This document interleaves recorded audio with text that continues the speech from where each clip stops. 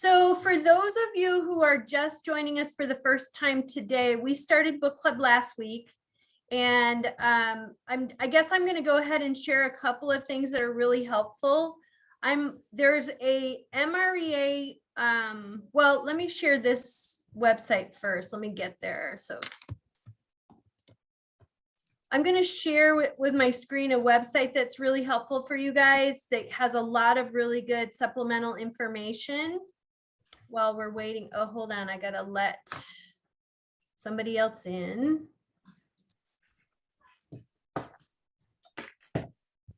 Okay. Actually, the first thing I'm going to do, since people are trying to get in, is I'm going to download something into the chat for you guys. It's the quiz, the MREA quiz, which I'm putting in the chat for you. So that you guys should be able to see that and should be able to grab that now in the chat.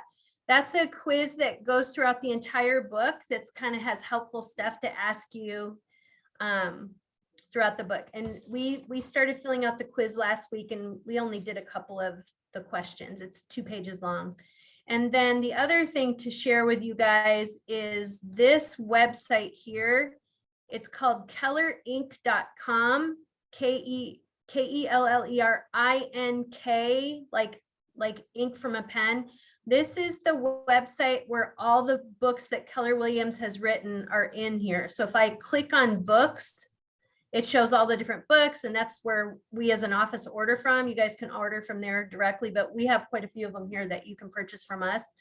Under the resources link, if I click on that, can you guys see where it says Millionaire Real Estate Agent here? Can you see that? If you click the Yes. plus sign, there's that quiz that I just gave you is here. There's a bunch of different added things for you. So the 192 tasks of a mega agent, all the figures and references from the book are here. So if you're listening to the audio version and you're wanting to see the references, you can grab those. That quiz, the economic model, your big why, which we're going to talk about a little bit today.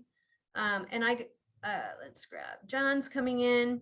And then chart of accounts. So there's a lot of good stuff in there for you guys that goes along with the MREA book. Okay.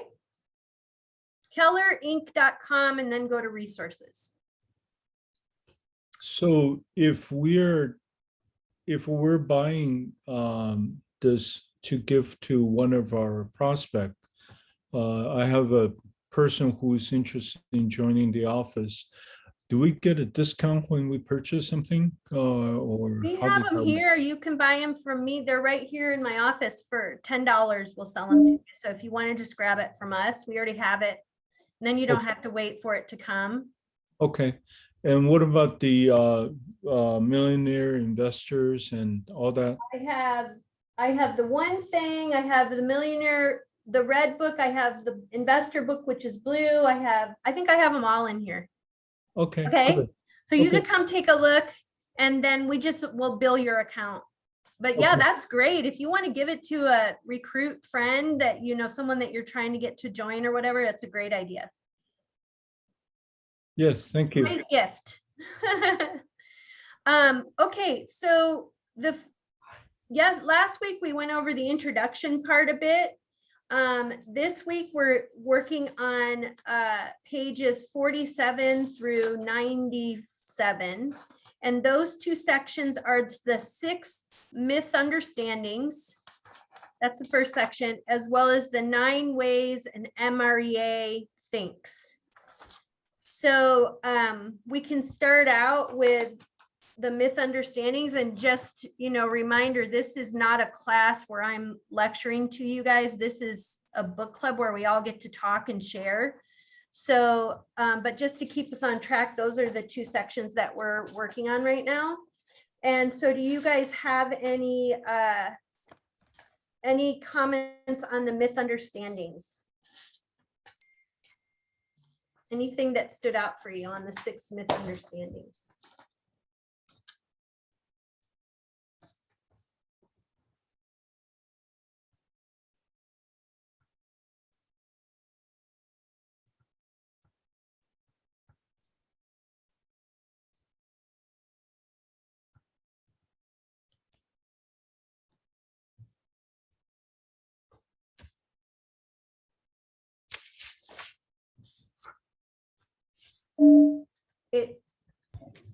If you turn to page 49, it kind of has them all on one page.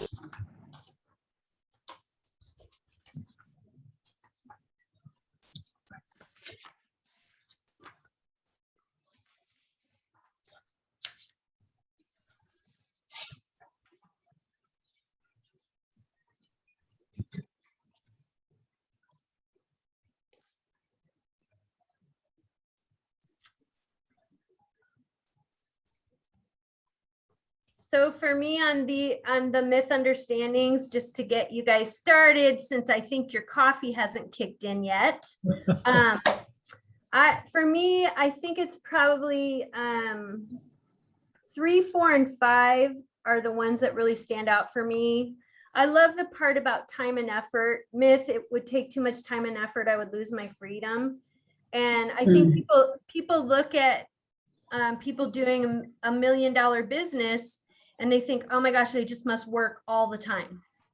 And the fact is when they get to that level, they're so successfully leveraged, highly and successfully leveraged, that they're not necessarily, I've got more people joining, so let me just grab these folks.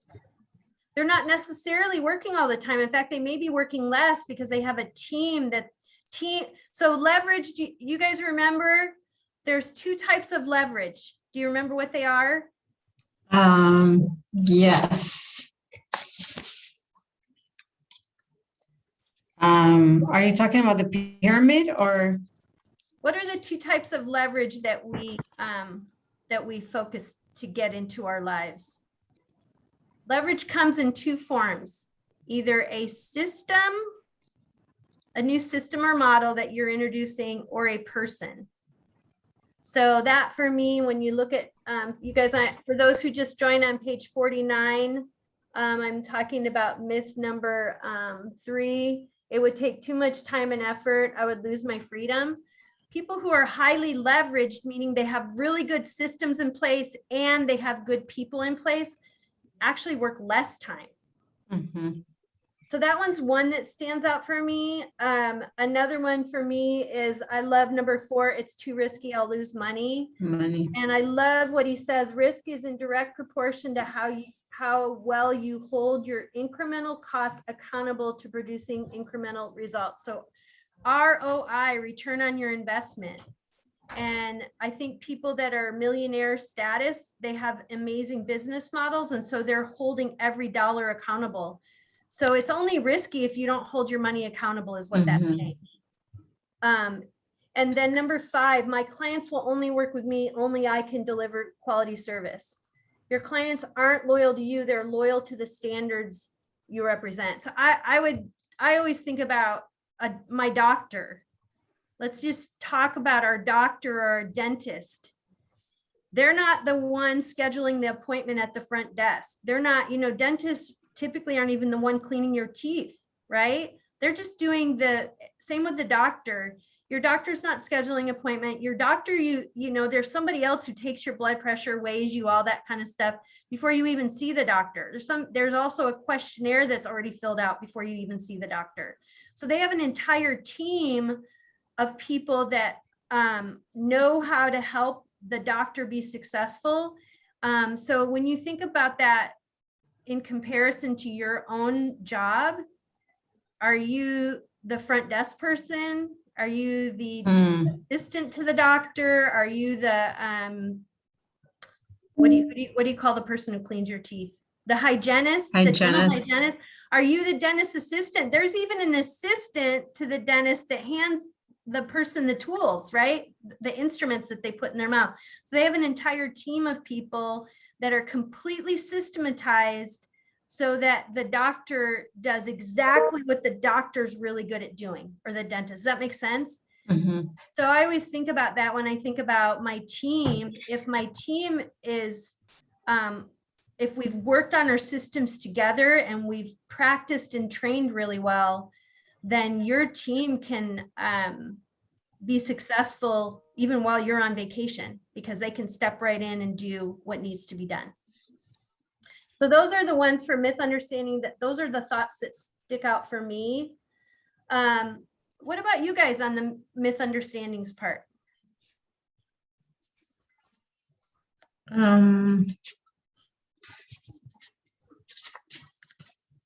Where's the one that I want to do?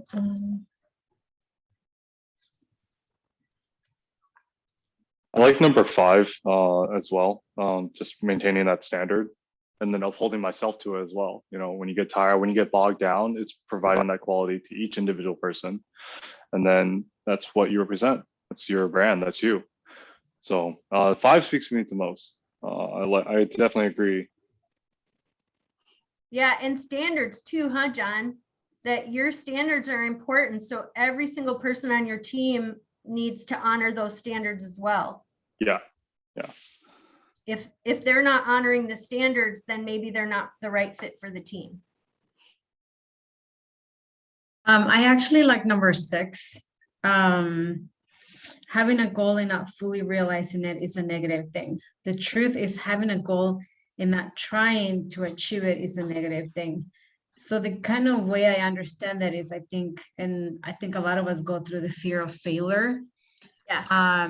And I think kind of like thinking that you're not going to be successful, but then at the same time, if you have that fear, then you're holding yourself in the same place and not really moving forward.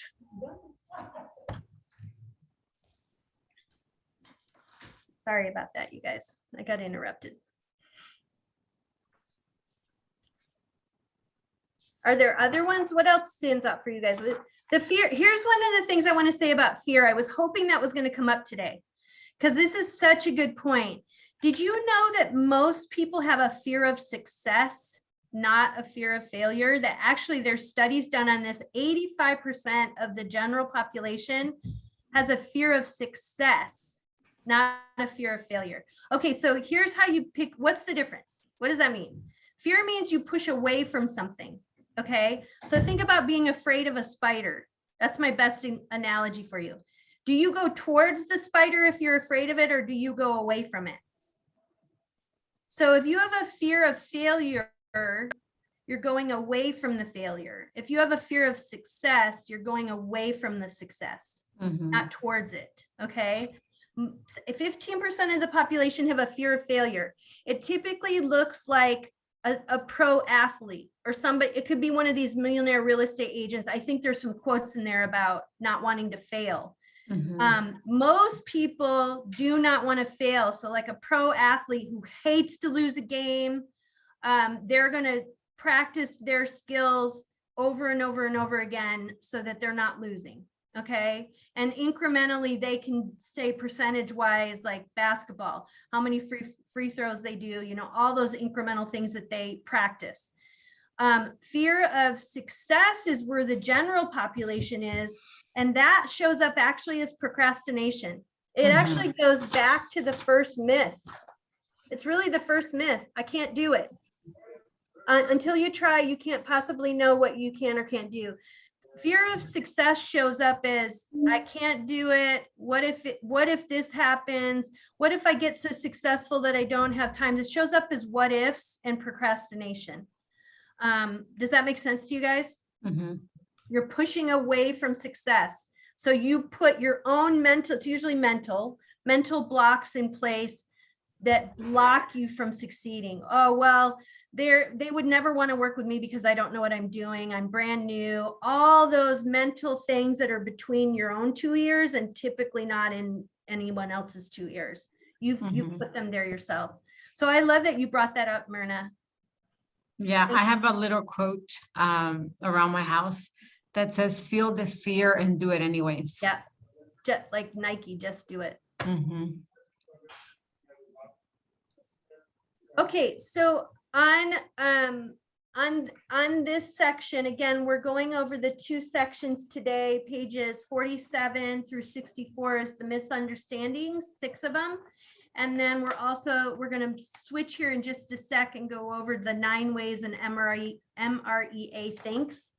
Any other misunderstandings that show up for you guys? And again, they're all very shortly on page 49, and then they go into more detail throughout the chapter.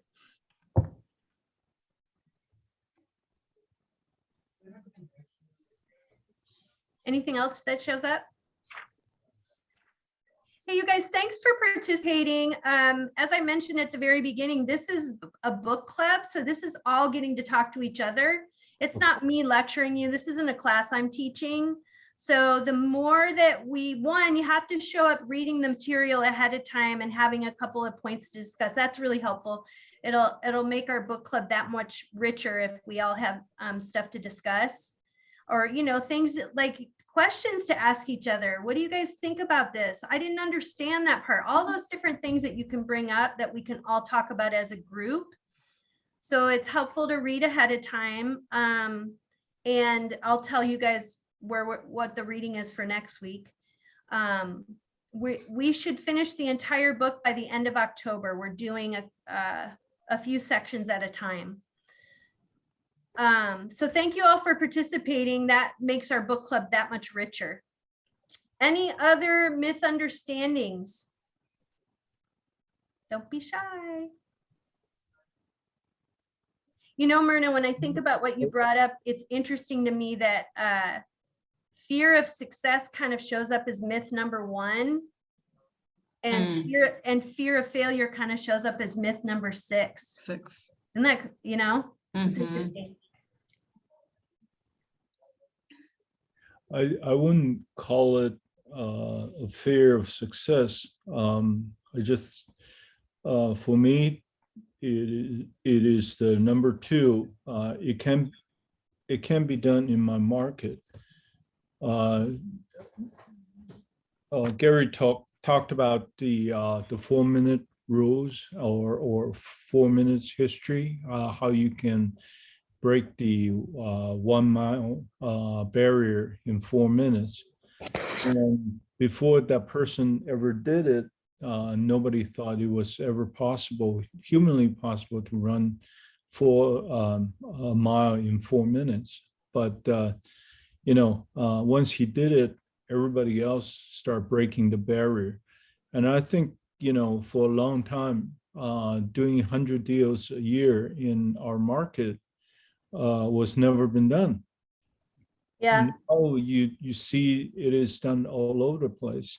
So I think, you know, once you have figured out a system, then you can just start modeling it and duplicating it. And that's the big takeaway for me, is it's not about a fear of success or fear of failure, because I just didn't see that happening in the past. I love that. That's a really good example. And like they said with the 4-minute mile, the next person ran faster. I think first the guy broke through and it was 3 minutes and 58 seconds or something like that. And then the next person, like, was it like 2 weeks or 2 months later, broke that record. Once they figured out they could do it, then other people started doing it, right? Yeah. Yeah, and so for around here, there are definitely teams that do over 100 units a year in our markets. That's where we all aspire to be, right? Mm-hmm.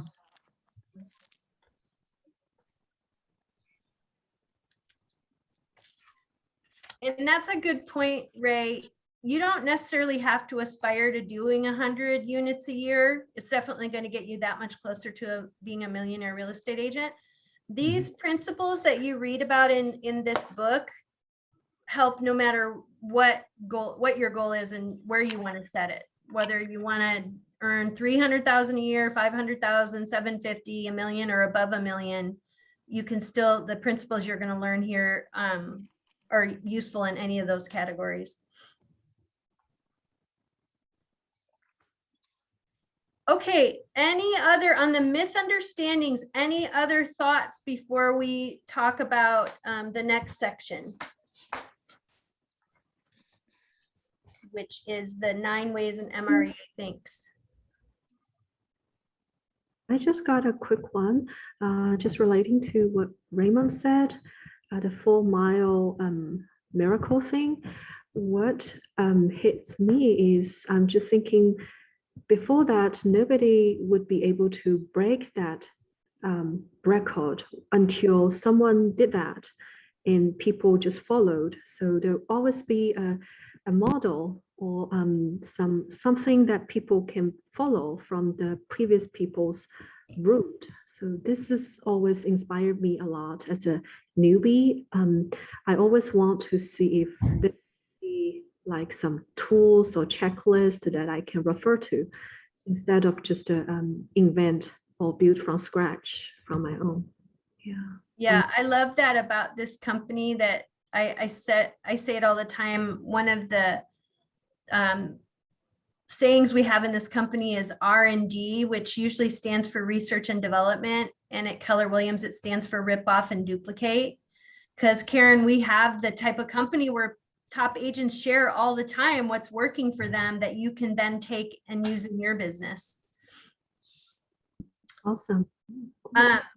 You know where that's showing up with this book is they're actually adding a fifth model for when they finally finish writing the MREA 2, the update to the first version.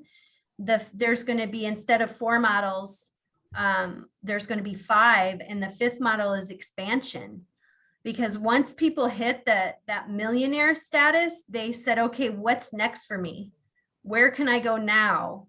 And that was to duplicate what they're doing in their current market, in other markets all around their same state or other states.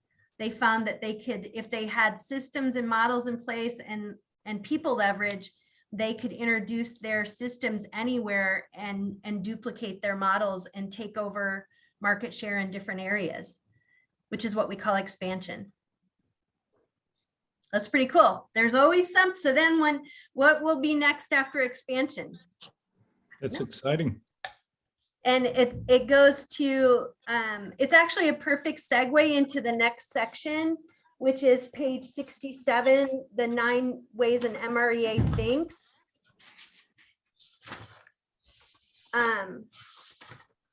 They think big, right? Think big, powered by what? Big whys. Powered by a big why. So there's 9 different ways an MREA thinks in this section. And if you look at page 71, they have them all spelled out on one page for you, and then they go into a lot more detail. And I love how on page 71 in that figure number 2, they show that the first 2, which is think powered by a big why, and then think big goals and big models, are foundational ways that top agents think. And then they're supported by the other 7 ways that people think. I love that they have it separated out that way. So of those 9 different ways that agents think, what were the ones that stood out to you guys?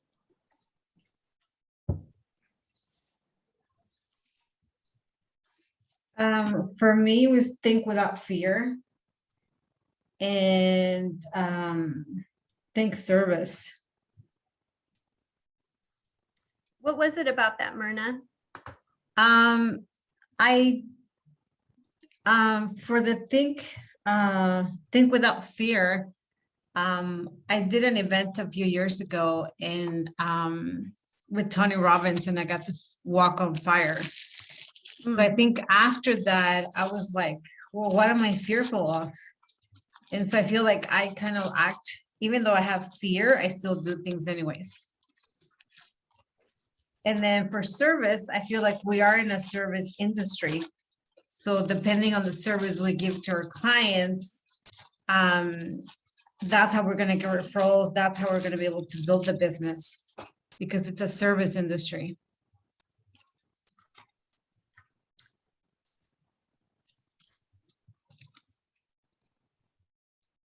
What other comments do you guys have? Comments to Myrna? Other things that stood out for you?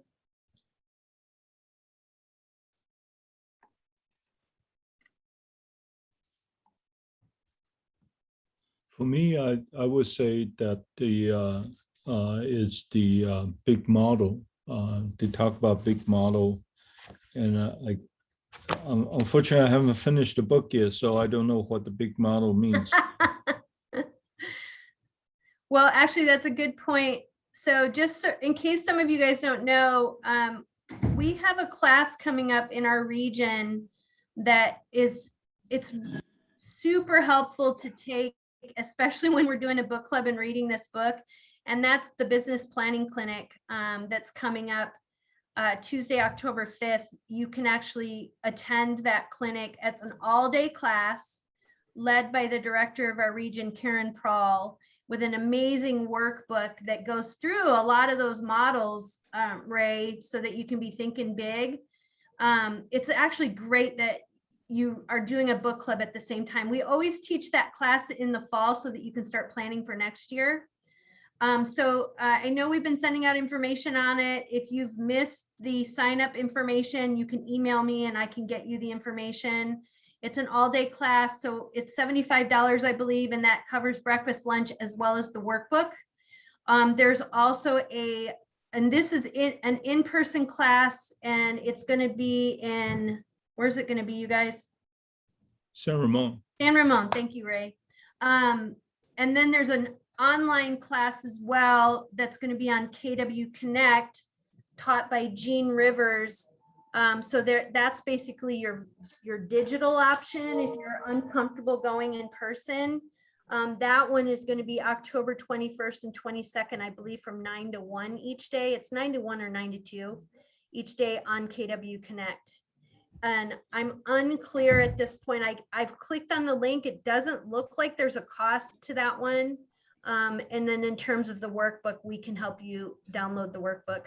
I'm unclear at this point if there's a cost associated on that one. So it's a really great planning tool for you guys to attend. I know there's quite a few people from the office that are going to the in-person event in San Ramon on October 5th.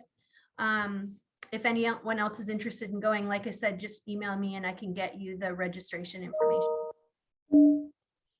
So Ray, it'll be perfect for you to be there.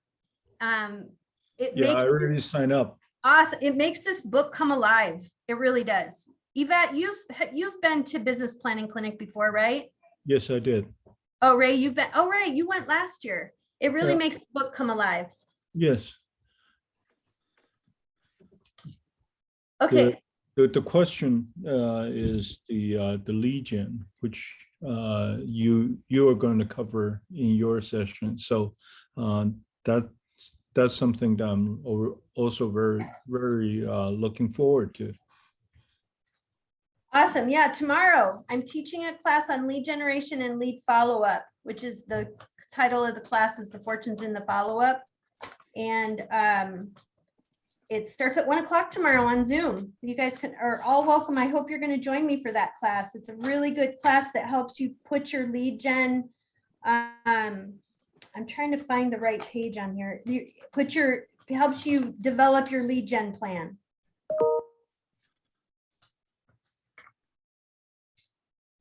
There's a page here in the book that talks about all the different parts of lead generation, and I'm looking for it. So while I'm looking for it, what other parts of the myth understandings was coming up for you guys?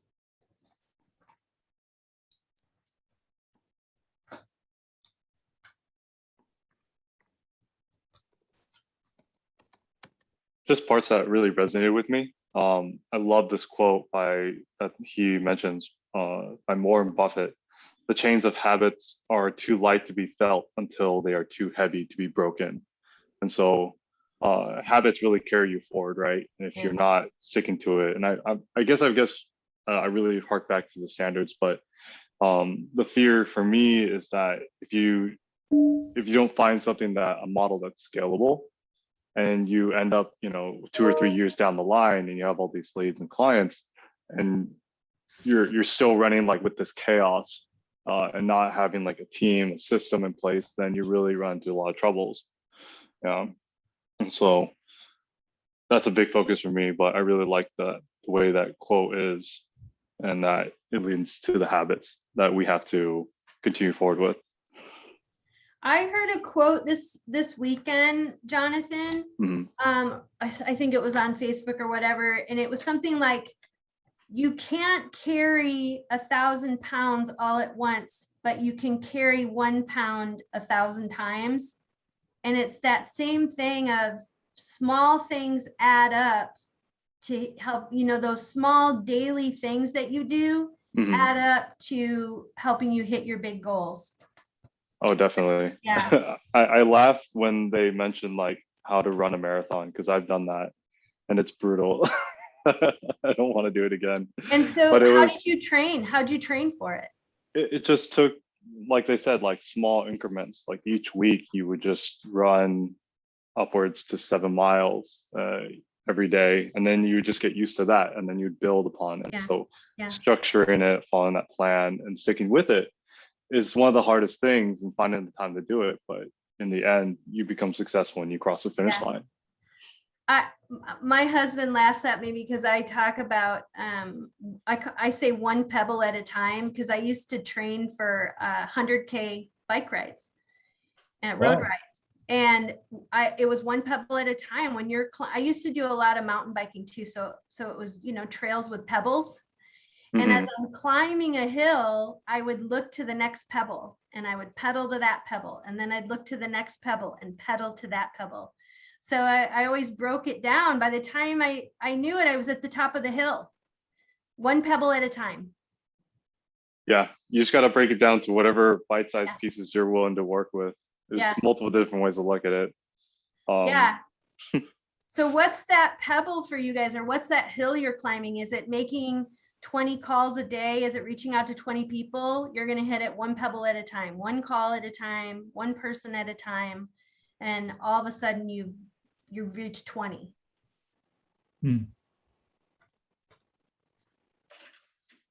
Raymond, I found it on page 138 are the types of prospecting and types of lead generation. This figure 10 on page 138 is a little antiquated because this book was written a little while ago. And I think there's a lot of social media stuff we do these days that wasn't as big of a focus way back in, I think, 2004 or whenever this book was written. Okay, of the 9 misunderstandings, what else, you guys?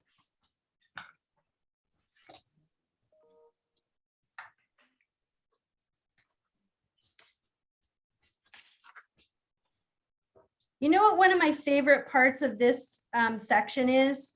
It's all the way on pages 95 and 96. I absolutely love these 2 pages. And so this part is part of number 9, think service. Myrna, it goes back to the part you were talking about. We always, when you guys are in your Ignite classes or some of your other classes and you're working on your buyer consultations and your listing presentations, we're always talking to you about your value proposition. And I think it sounds like big, fancy scientific or strategic title. What's my value proposition? And people have a really hard time. And going back to what Myrna said, our value is to provide service. And they break it down for you right here on page 95. Look at that. The 10 areas for seller value and the 10 areas for buyer value. And if you package that into a nice, beautiful buyer presentation or listing presentation and you hit on those points, I promise you, you're doing more than 90% of the agents out there. Because guess what? 90% of the agents aren't even doing buyer consultations. Everybody does a listing presentation. They may not have a very nice professional one, but they do a presentation of some sort. So if you package this in your buyer consultation, which most 90% of agents don't even do a buyer consultation, and then even those agents who do a listing presentation, it's not very professional looking. I promise you, I promise. If you package what you're doing in your presentation to hit on these 10 points, you're going to show more value than anybody else did in a presentation. And based on whoever your client is, if you're getting to know them with a needs analysis, you're going to know which points are important to them so that you spend extra time on those points. Hmm. And then on page 96, I love this difference between a functionary duty and a fiduciary duty. As a real estate agent, we all have a fiduciary duty to our clients of utmost care, honesty, and integrity. Mhm. And it sets us apart from the functionary duties that you can hire an assistant to do. That's why we get paid a commission versus hourly. So fiduciary versus functionary. The functionary list is your transaction coordinator, or as you're building a team and you're doing that third L, which is leverage, are the duties you can have your admins do.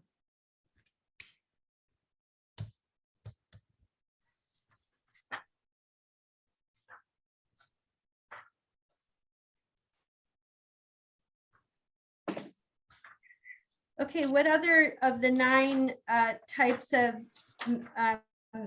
ways that an MREA thinks were big to you guys?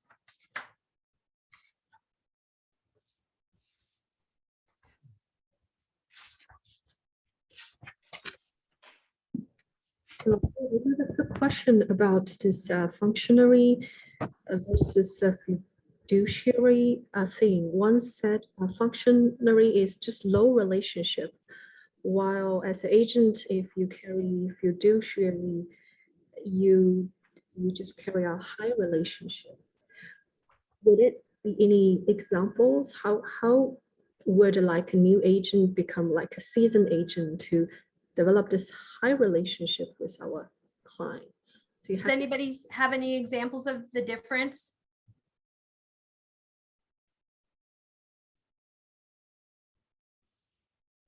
So Karen, your escrow officer has a low relationship to the client. Your transaction coordinator has a low relationship to the client. You as the real estate agent have a high relationship to the client. You're checking in on their needs every day. You've been with them through the presentation you did at the beginning. You're learning what their needs and wants are, following them through the process, whereas the escrow officer just shows up to handle the escrow details. So it's a low relationship just based on escrow details.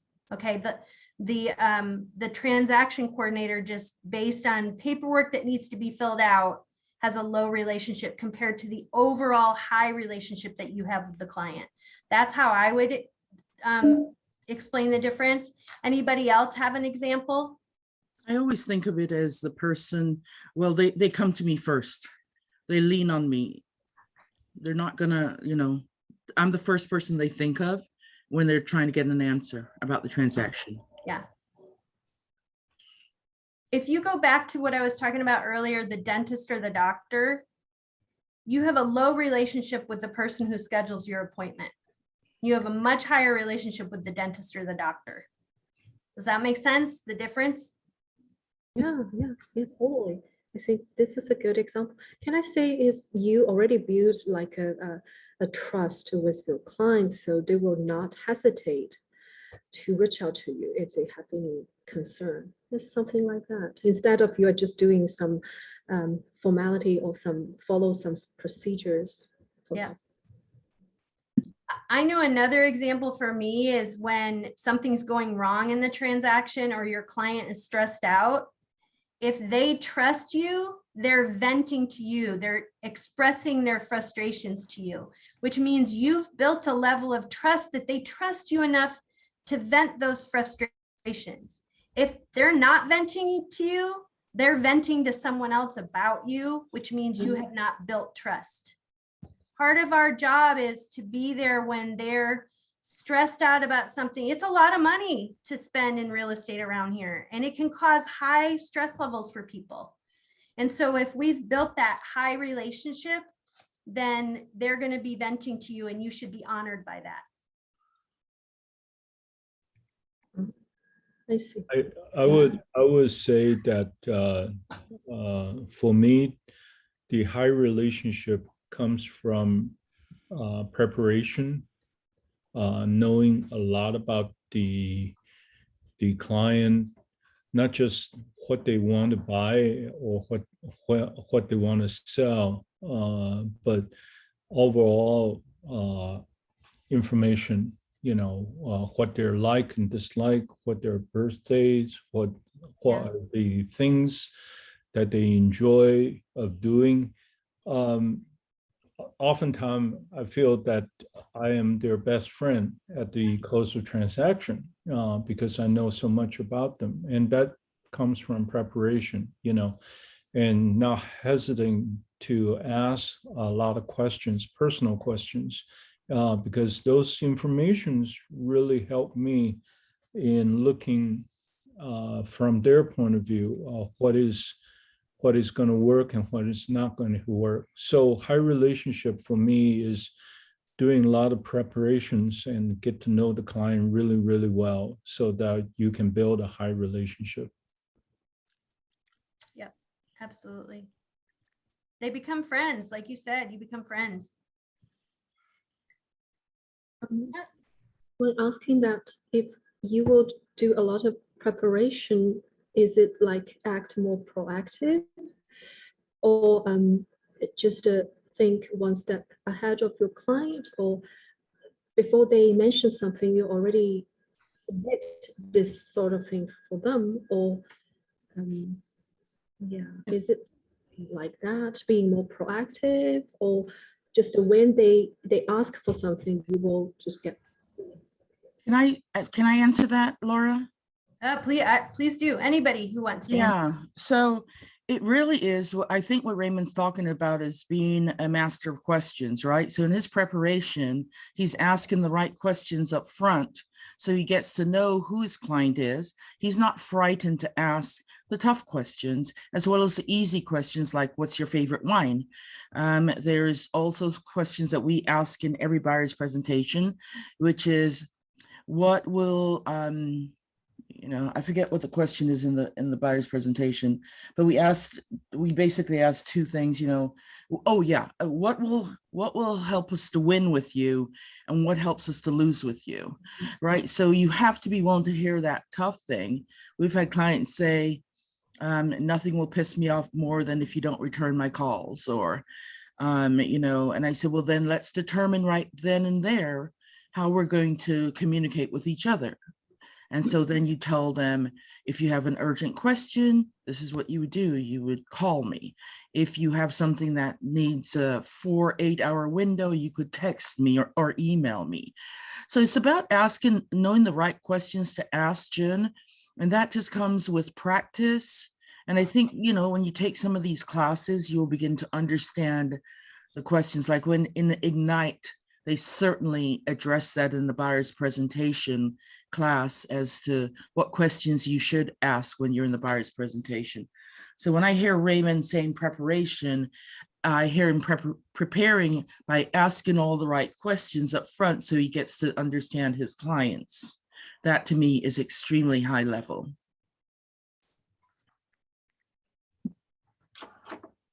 That was awesome, Yvette. Thanks.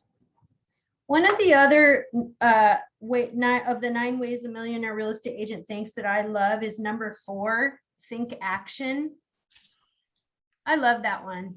I think that's, you could say anyone who's at a millionaire level, they're thinking action all day long. So they focus on learning, and then they put that learning to practice. They actually get out there and practice. They make mistakes. They learn from those mistakes. I mean, they talked about that over and over in this whole section was, if you're making a mistake, that it's not a failure because you're learning something from it, right? And so I love that part of it, is that they're action oriented. And yes, they spend some time learning, but they put that learning to work and get out there and take action. And I always say that we say at Keller Williams, it's learning for earning's sake, not just learning for learning's sake. Learn, make a mistake, do it again. That's how you're gonna get better at what you do. I think it's like when you read a book, right? You could read so many books, but if you don't apply what you read, then it's like, What's the point? you're not going anywhere. Yeah. Just implementing what you read. Yep, I love that part.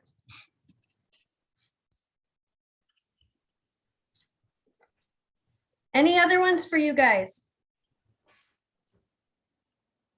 So is the Ignite class teach you how to prospect, and you can actually do the group prospecting together? Which class? Ignite. Oh, Ignite. I mean, there's 1 or 2 classes on prospecting in Ignite, and there's a lot of other classes. Ignite is actually 18 different sessions, and each session has a topic to teach the fundamental skills that every real estate agent needs to know. So there's a class on scripts practice, there's classes on buyer consultation, listing presentation. There's definitely classes on prospecting and the different types of prospecting. So it is definitely a theme of the classes. And then of course, for the homework, absolutely. For your Ignite homework every day, you're supposed to be getting out there and prospecting. Also, Did I answer the question? Yvette, you want to add? well, I think that the better class for somebody who's, well, for everybody, but somebody who's experienced, I think like Raymond, is actually Bold. Oh, I knew you were going to say. Because Bold it's brutal, but it's also, it'll make you bold, which is what you need to be a really great prospector, right? So the way Keller Williams describes it is that Bold is a coaching and training program that teaches the agents powerful scripts and in advanced business time management strategies, language techniques. So they teach you how to speak, your intonation. If you have one level, one very mild level all the time, that doesn't work. If you have one bold level all the time, that doesn't work. So I think that it is the bold class is the one that's just intense, but so powerful for teaching you how to prospect, because they make you prospect every single week with everybody and you're on teams doing it. So it's even better. That's great. It's called BOLD, B-O-L-D. Yeah, BOLD, Business Objective, A Life by Design is what it stands for. Business Objective, A Life by Design. I'm working, I believe there's a new Bold launch. It launches a few times a year. I believe there's one coming in January. And so I'm working on getting us to be a part of that in January. Wonderful. I think I know Myrna just took it recently this year, and I know she I did. benefited from it. It was really good. I think for like a new agent, it really opened my way of thinking. And one of the things that really stuck to me was the more no's you get, the faster you'll get to your yes. Yep. So I think just door knocking, talking to people and all of that kind of like clear out of my mind, because I'm like, okay, it's okay that they say no, because that means it's getting me closer, and you just keep going. And then thinking about your big goals and what you want to accomplish, and how the little steps you have to do every single day to actually get there. So it was really good. I really like Bold. I can't wait to take it again. Yeah, and it's not just for newer agents, it's for everybody to set big goals. So it's definitely a great. What is it again? Yes, it's called Bold, B-O-L-D. It's a 7-week course that's offered by Keller Williams MAPS coaching division. And it's taught by a Bold coach who is a highly vetted coach who teaches Bold and has been trained to teach it. And so they help you with your mindset, but they also, so it's half mindset and half putting it into practice and setting bold goals every day and every week for high production levels. And again, it's a 7-week course and it's taught a couple of times a year. And I am finding out when the next launch is. I believe there's a launch actually coming up in October, which our office is not going to be a part of because we're teaching Ignite in October. So I think the next launch is in January. Can I offer something? For me, looking at the 9 ways the agents think, I look down and I can identify with every one of them because I believe I've done every one of them.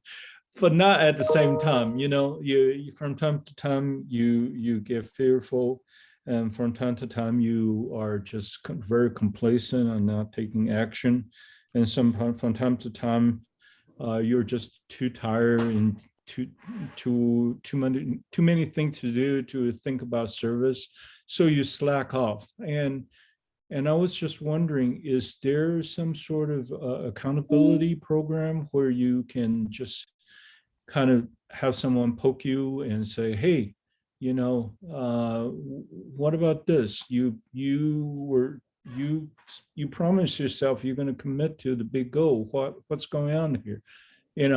I don't know if that's feasible in a big office, but I would think that would be very helpful if someone can just from time to time poke me and says, hey, you're not doing what you promised yourself to do. Anybody want to comment on that? Okay. I made my own group. Yeah. So Ray, first of all, number one, you're on a team. So I Yeah. think you and John should be holding each other accountable. That's number one. And then absolutely, it's something you can do in a big office. If there's anybody interested in being an accountability partner with Raymond, I think that's a great idea. And it works great if you, like Yvette said, she made her own group and you do weekly or daily accountability. I know I've seen people get an accountability partner and they check in every Monday and they say, here's what my plan is for the week. And I'm going to check in with you on Friday and let you know that I accomplished it. And if I don't accomplish it, I owe you a $25 gift card, whatever it is, something that ups it and makes you push to reach the goal. So that could be a suggestion for you, whether that's you and Jonathan doing that, or that you get to know some other agents in the office and do accountability with them. Anybody else have any thoughts on that? John will be taking too much of my money.